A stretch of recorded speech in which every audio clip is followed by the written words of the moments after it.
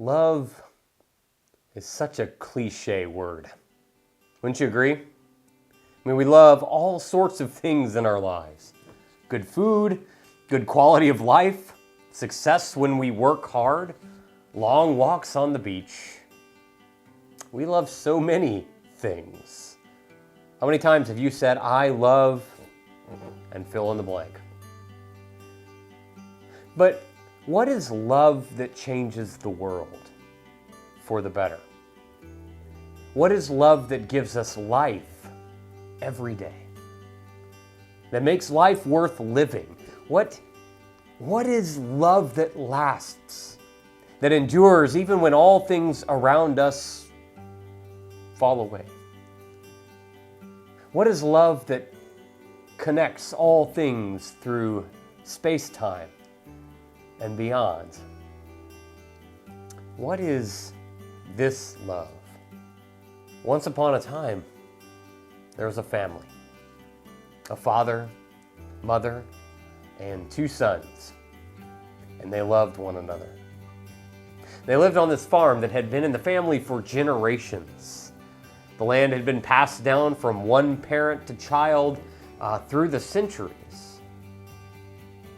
But when the youngest son was old enough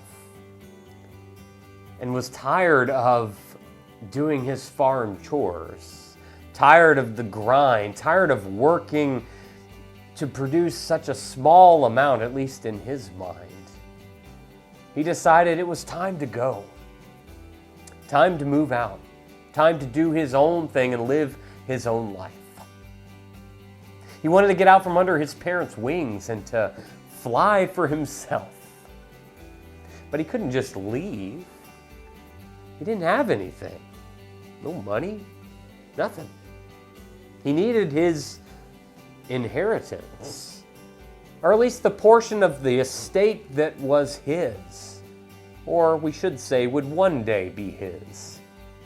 He needed that so that he could sell it, and with that money fund his new life, start on his own. And so he asked his father, who, after much cajoling, did as his son demanded. He could see his son's unhappiness. He knew how much this was going to hurt the family and really even threaten their livelihood in the years to come when the harvests were poor. Because some years weren't always great.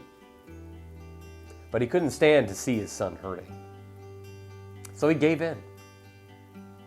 The father just gave in. The son, with his new wealth and no plan, went into the world to begin life anew.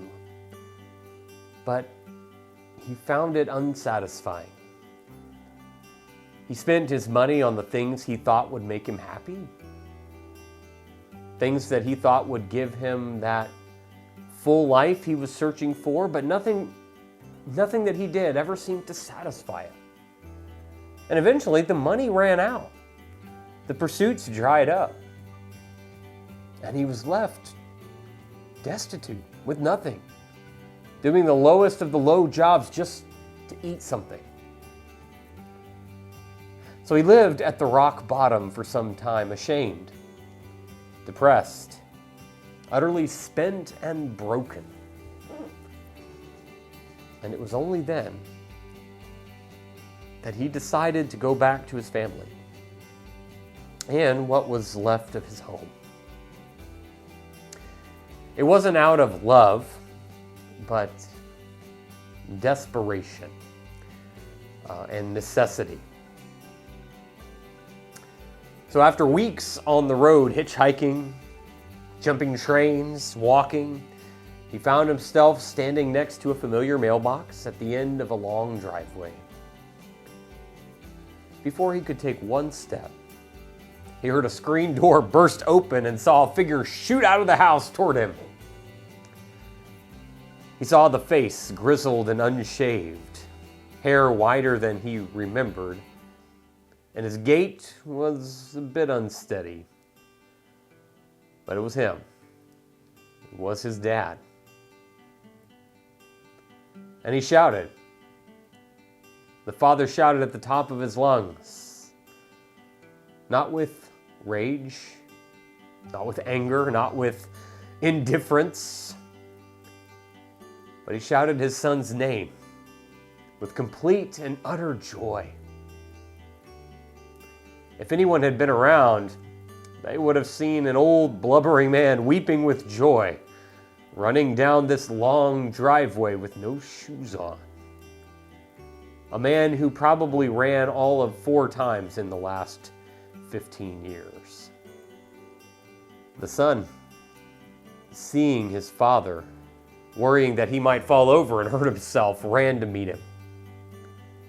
When they collided into a running embrace, the son could feel it. That something that he had been missing in all of his journey, that he'd been looking for throughout his years, wasting his inheritance. Something had been found. And it was love. It was the love of his father, who for some reason embraced him, cried over him, tears of joy streaming down his face, even though he knew deep down he'd hurt everyone, and especially his father. That night, the father invited everyone over. Oh, all the neighbors, the whole town, in fact, for a party. He spared no expense on food or decorations or entertainment, and never once did he worry about his neighbor's reaction for his foolish actions, celebrating his deadbeat son's return. He didn't worry what people thought. It didn't matter to him. Celebration had to happen. He had to have this party. His son was home.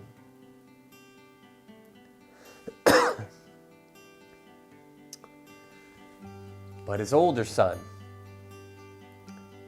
he couldn't understand.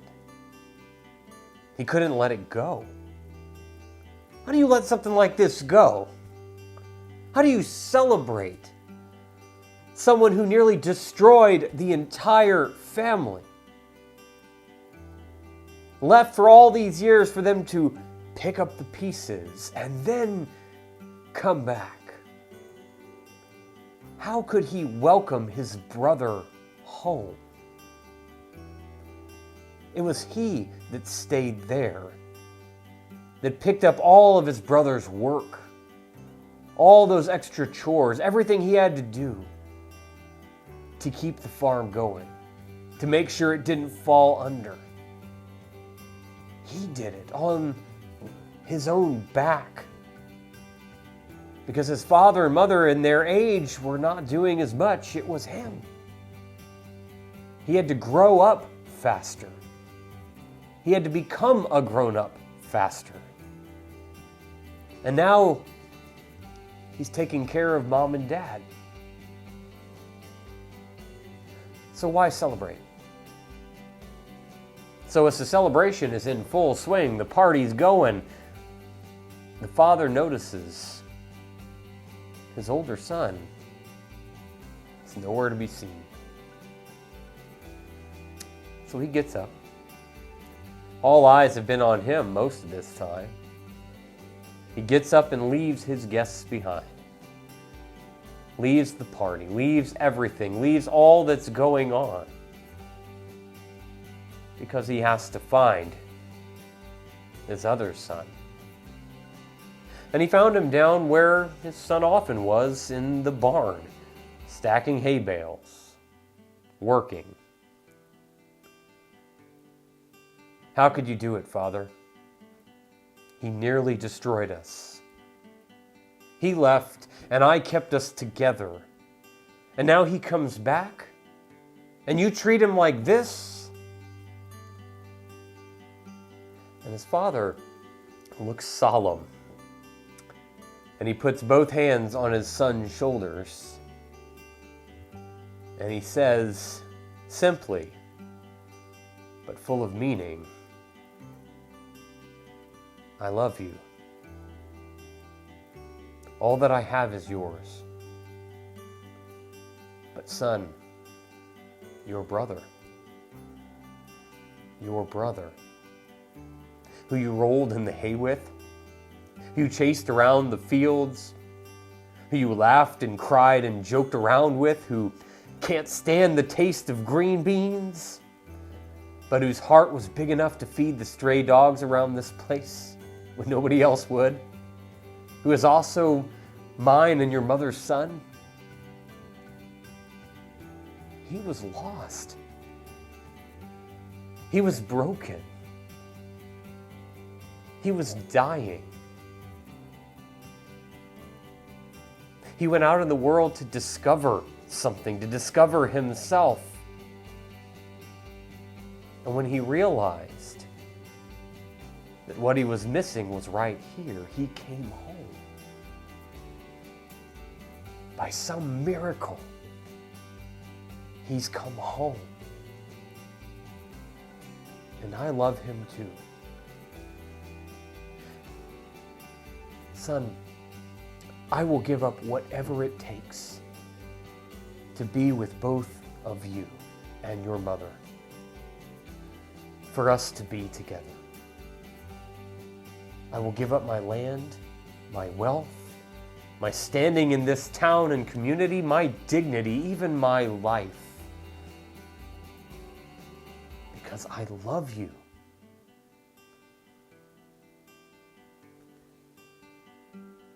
And so it was that on a seemingly ordinary day in history, this crazy, reckless, and yet ferocious and unyielding love was born into the world, so that God's family, you and me, and the rest of humanity, all of the lost and the broken,